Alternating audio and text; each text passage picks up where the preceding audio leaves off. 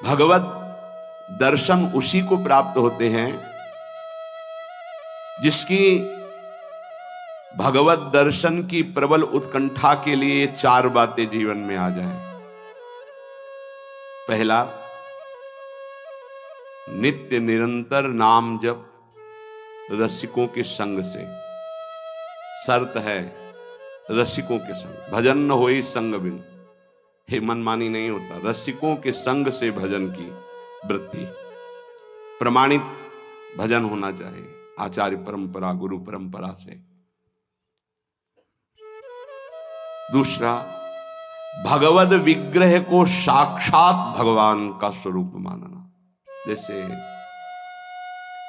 कुछ ऐसे भाव वाले लोग हैं कि अरे पत्थर पूजने से, धातु पूजने से क्या प्राप्त, क्या वहां भगवान है? कौन सा तुम्हें ज्ञान है भाई? कौन सा ज्ञान है?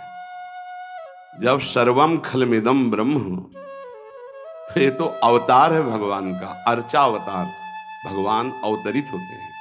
जैसे हम छवि विराजमान किए, जब हम भाव सेवा करते तो भगवान छवि में आके विराजमान होते हैं, भगवान विग्रह में विराजमान होते हैं। ये श्रद्धा और विश्वास का विषय है कि नास्तिक लोगों को समझ में नहीं आएगा। जिस मूर्ति को आप, जहां मूर्तिकार निर्माण कर रहा हो वहां देखो, उसी मूर्ति को पूज करके ब्रह्म प्राप्त, भगवत प्राप्त महापुरुष हो गए। प्रेमाश्रुओं से अभिषिक्त किया है। ये बाहर वालों की ऐसों की बातें न सुने, नहीं तो जो छोटी श्रद्धा वाले लोग होते हैं उनकी श्रद्धा नष्ट हो जाती है। अरे क्या है, ऐसे से ऐसा, ना वो बोलते हैं, ना वो खाते हैं, ना देखते हैं, और ऐसे विराजमान। आपको क्या पता है आपका भाव है क्या? आप जानते नहीं हो। भाव आ जाएगा तो साथ चलते हैं, बोलते हैं, खाते हैं, देखते हैं, भाव का खेल। एक प्रसंग में एक ब्राह्मण बूढ़े के साथ एक जवान तीर्थ यात्रा में गया था। सारांश में बता रहे हैं। ब्राह्मण तीर्थ यात्रा का इच्छुक हुआ, पर उसको लगा कि मेरे बेटे तो हैं, पर धनी होने के कारण वो विलासिता में युक्त हैं, मेरे साथ तो चलेंगे नहीं। अगर कोई जवान आदमी मिल जाए, मुझे तीर्थ यात्रा करवाए, उसे कुछ भेंट पूजा दे देंगे। तो एक गरीब ब्राह्मण का जवान लड़का था, बात की तो उसने कहा हमारा भी सौभाग्य होगा कि तीर्थ यात्रा होगी, आप हमारे पिता तुल्य, आपकी सेवा होगी। समस्त तीर्थों में भ्रमण कराया। जब वृंदावन आया तो बहुत सेवा उसने की। उसका मन बहुत प्रसन्न हो गया। धनी का वृद्ध था तो गोपाल जी के दर्शन कर रहा था। उसने कहा वृंदावन को साक्षी करके, गोपाल जी महाराज सामने हैं, मैं बहुत प्रसन्न हुआ तुम्हारे ऊपर, तुमने इतनी सेवा की। एक बेटी ब्याह योग्य है, मैं तुम्हें ब्याह करवा दूंगा अपनी बेटी से। उनका देखो हमने तो नहीं कहा, तुमने कहा है ना, इस बात को ध्यान रखना, वहां जाके भूल मत जाना। ऐसा ही हुआ। सारांश में बताया। वो जब गांव पहुंचा तो वृद्ध की हिम्मत नहीं हुई अपने धनी बेटों से कह दे कि बहन का ब्याह उस गरीब के साथ कर दो। काफी दिन हो गए, कोई चर्चा ही नहीं, तो ब्याह की बात थी। उस गरीब ब्राह्मण ने जाके कहा बूढ़े ब्राह्मण से कि आपने कहा था भगवान के सामने कि अपनी बेटी का ब्याह तुम्हारे साथ कर देंगे। तो जवान बेटों के भय से उसने कहा मुझे याद नहीं ऐसा कुछ। भाई याद नहीं? तुमने भगवान के सामने कहा था। और कह रहे हो याद नहीं? तो बेटों ने कहा कि चलो भागो यहां से। भगवान के सामने कहा बुलाओ भगवान को, अगर साक्षी दे देंगे तो हम बहन का ब्याह कर देंगे। बोले पक्का? तो उनको पता था कि मूर्ति कोई बोलती थोड़ी, चलती थोड़ी। तो उनका हाँ पक्का। बोले पंचों के बीच में बोल दो। पहले गांव में पंचायत होती थी पिंड छुटाने के लिए कि अतरे दिन ये परेशान करेगा, तो उन्होंने कहा पंचों के सामने यदि ठाकुर जी आके गवाही दे दे तो ब्याह करवा देंगे। ओ गरीब आदमी जो कुछ था बेचा, फिर वृंदावन आया।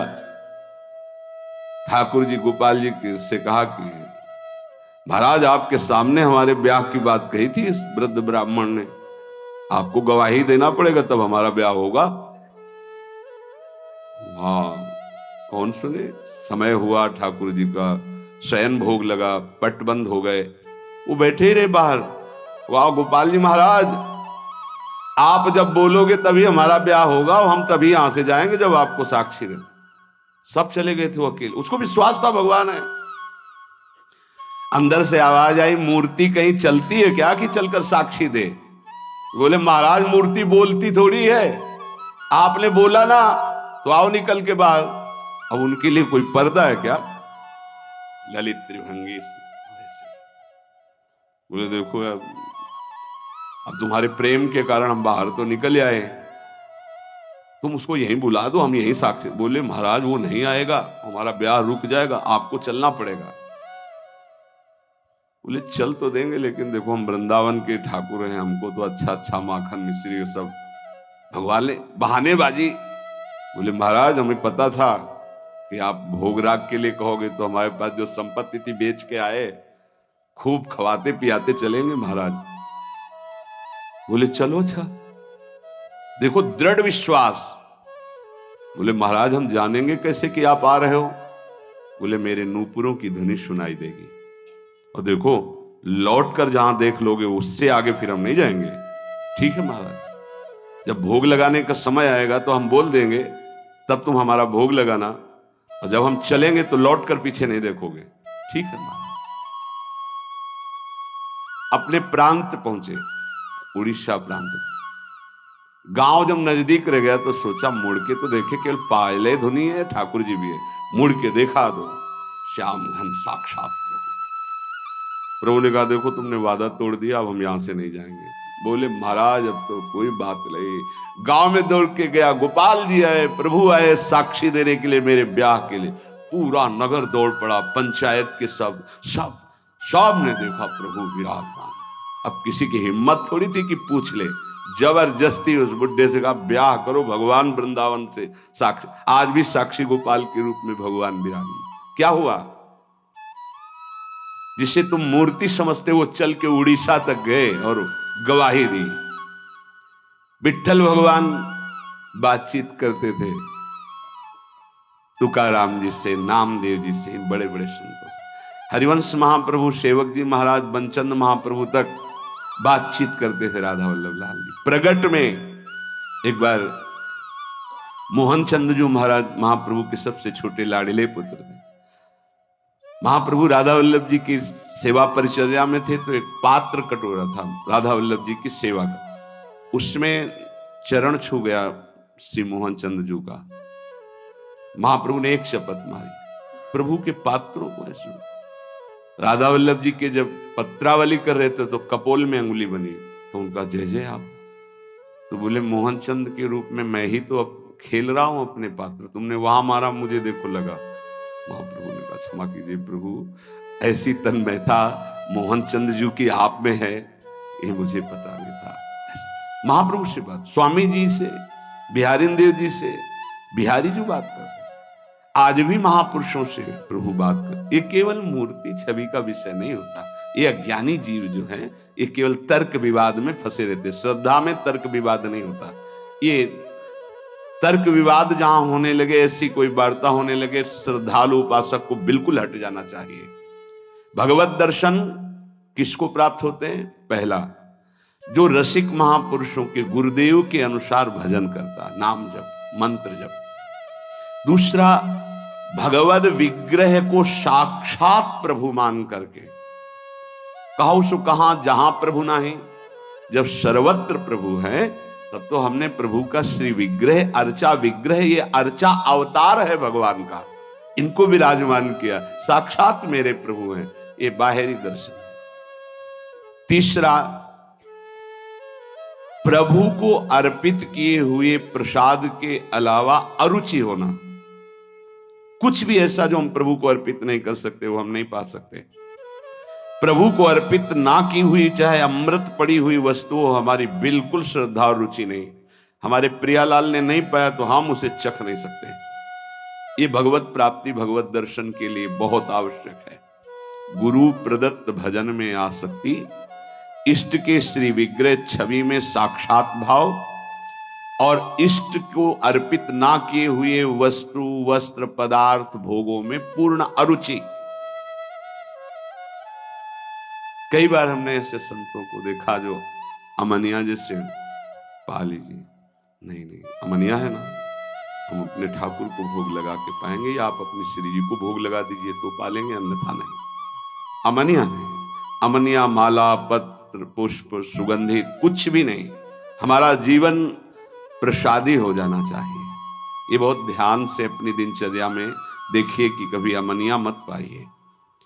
चौथा, सहनशील, ये बहुत आवश्यक है। बहुत सहनशील उपासक को होना चाहिए।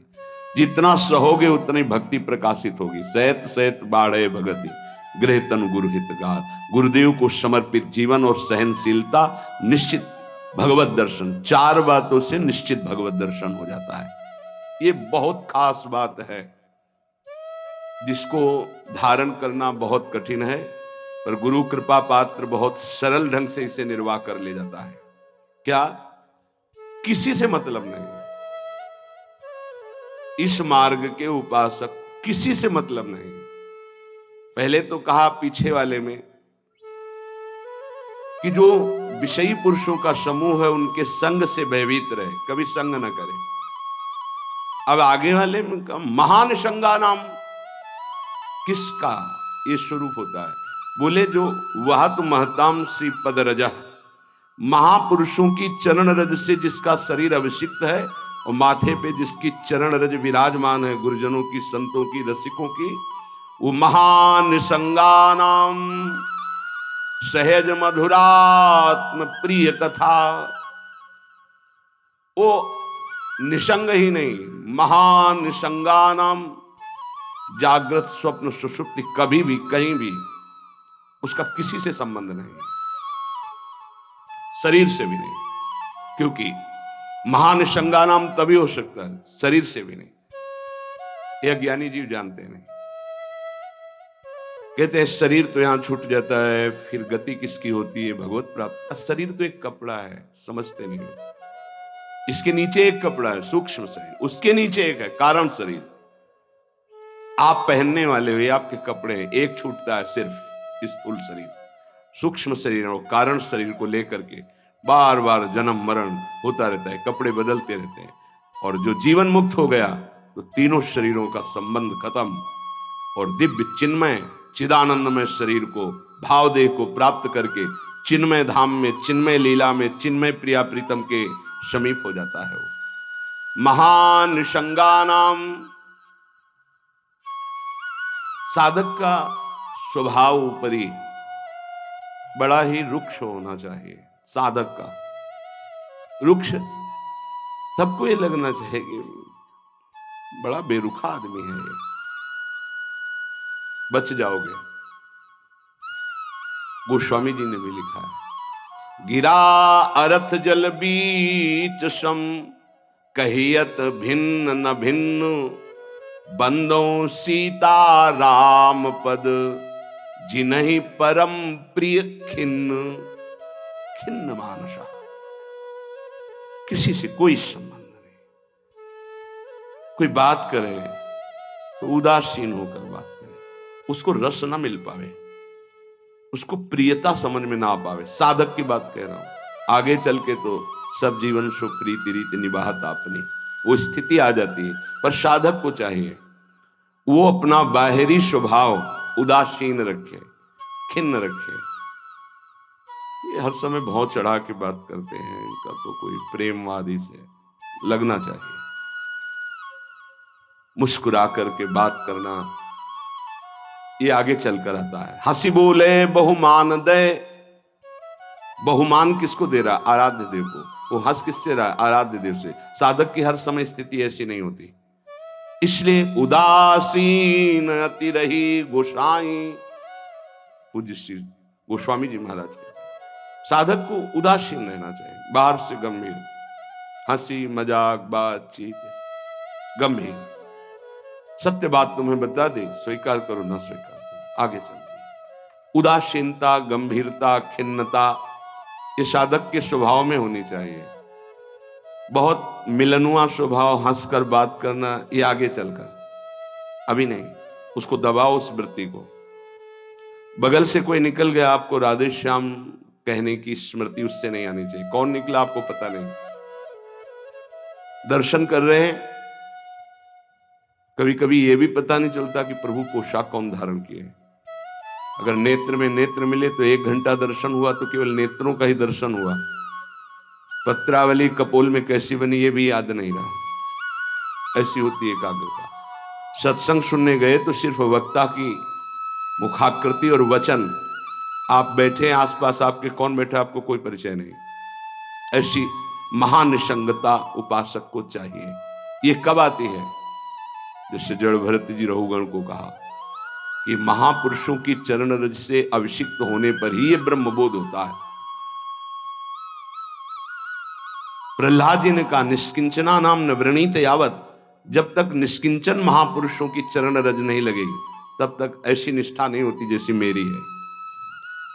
शिरो में शोल्लासम वहत महताम सी पद रजा, ये महत पद रज कहां मिलेगी? हर कण वृंदावन का ये महापुरुषों की चरण रज, प्रियाजू की चरण रज महापुरुषों के आंसुओं से भींगा हुआ है।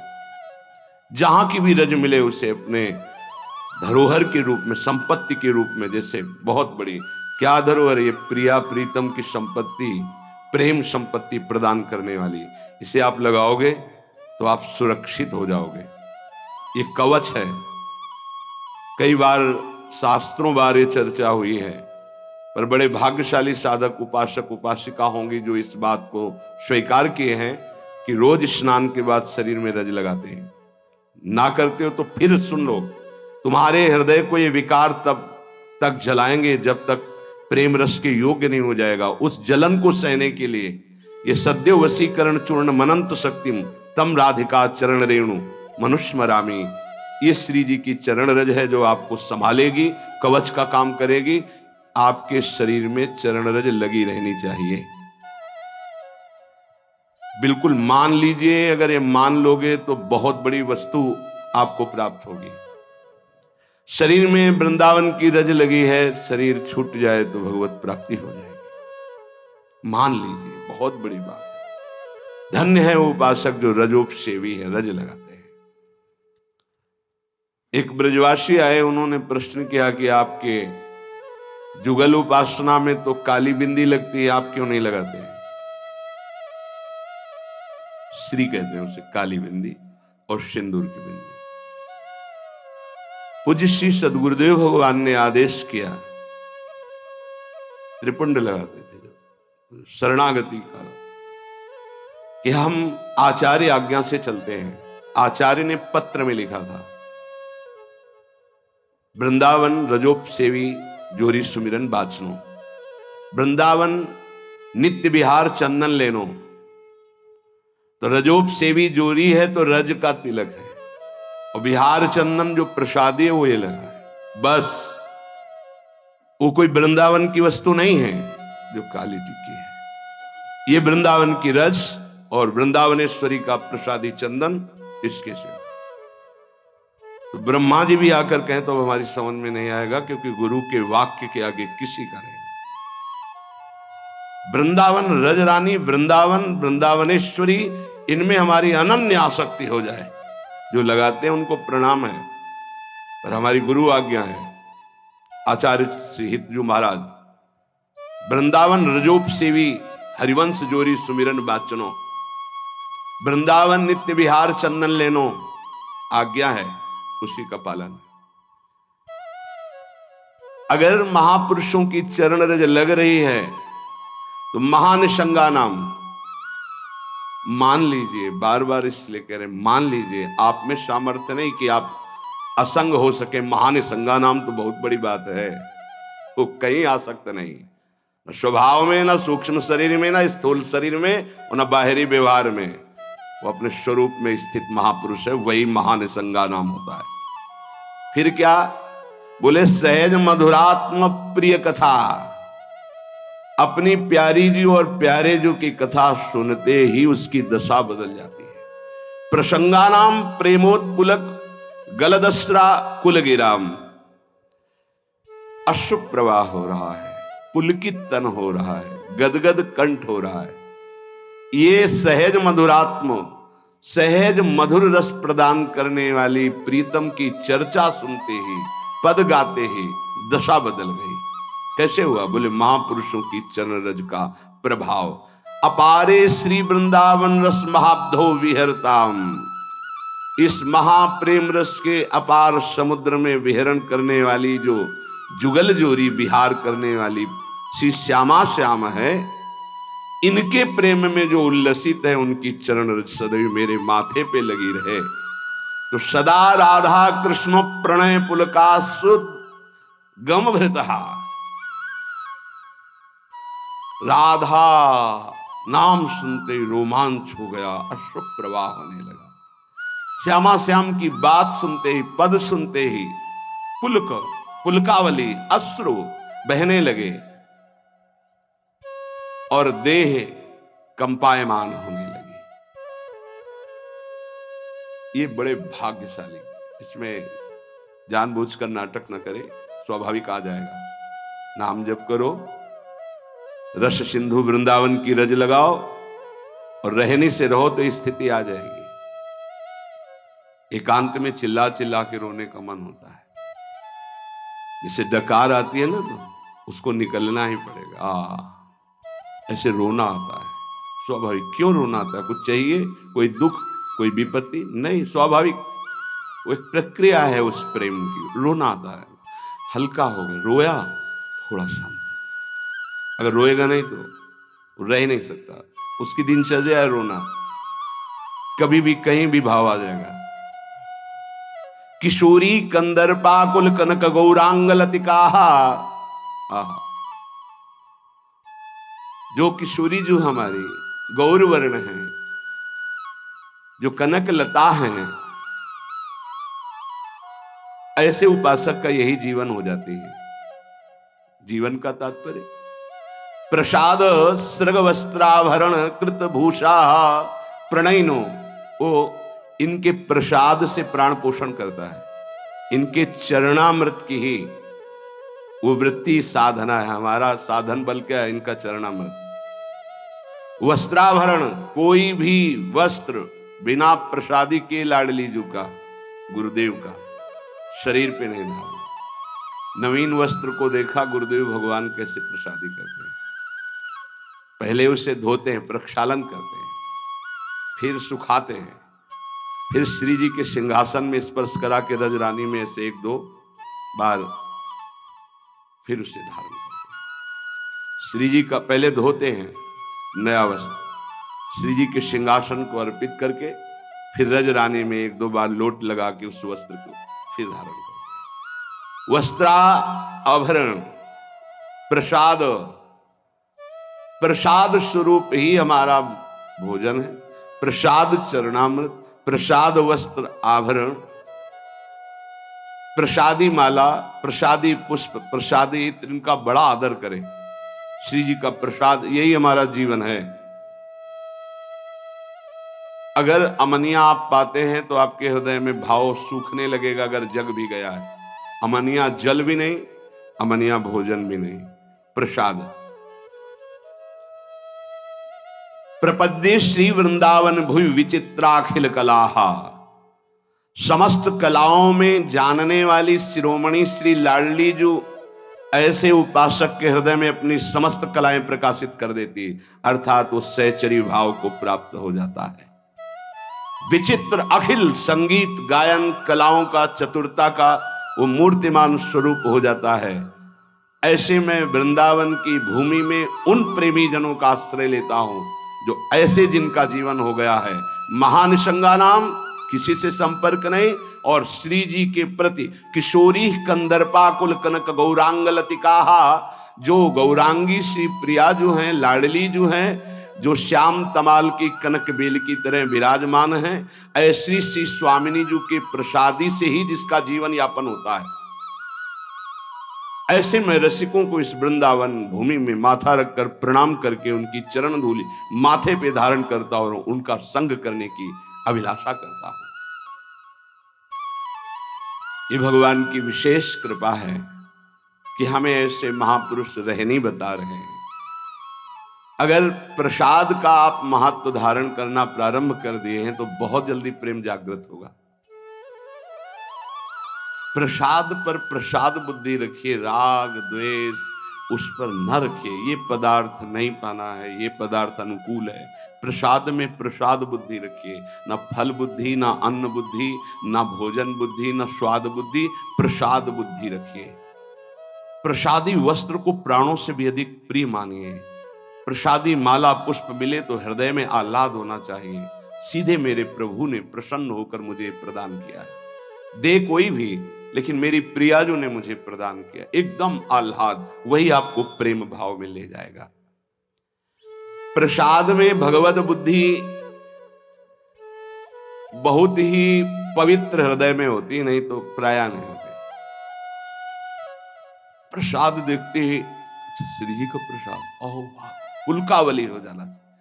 महाप्रभु चैतन्य देव को जब वृंदावन से कोई भी प्रेमी जन जाते, गुंजा की माला, टेटी का अचार, ऐसी वस्तुएं बार बार उनको हृदय से लगाकर अश्रु प्रवाह करते। श्री कृष्ण ने कितना प्यार किया, मुझे प्रसादी भेजी। वृंदावन की रज, वृंदावन का कुछ भी, महाप्रभु पुलकित हो जाते।